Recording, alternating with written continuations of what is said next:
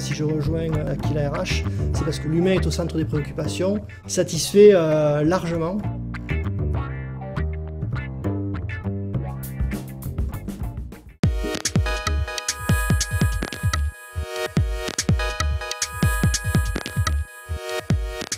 Existe-t-il un profil idéal de franchisé?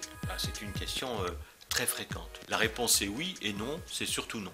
Alors la partie oui, mais il est évident qu'il faut un minimum de bon sens et un minimum de capacité de gestion, pas au niveau d'un expert comptable, mais il faut avoir un peu les pieds sur terre et ne pas dépenser plus que ce qu'on a et tenir un budget, ça c'est clair. La deuxième chose aussi, c'est qu'il faut avoir un minimum de réflexion avant de signer son contrat, parce que pendant la vie du contrat, on va devoir avoir un petit peu de discipline.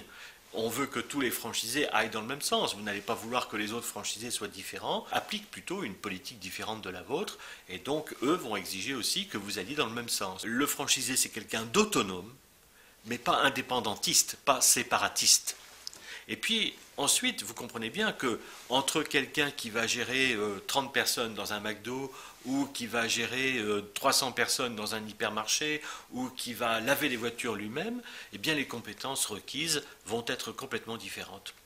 Il peut y avoir des capacités physiques, quelquefois, il peut y avoir des capacités de management, des capacités de gestion complètement différentes. Et il va falloir les apprécier en fonction de chaque franchise. Par contre, un point qui est très important, c'est que dans la plupart des franchises, la formation dispensée par le franchiseur et les services centraux dispensés par le franchiseur sont tels qu'il n'est pas nécessaire d'être déjà du métier. La plupart des franchises immobilières, par exemple, ne cherchent pas des agents immobiliers, mais vont former à ce métier. La plupart des franchises de fast-food ne cherchent pas des restaurateurs, mais vont former à ce métier. Et il en va ainsi de la majorité des réseaux de franchises.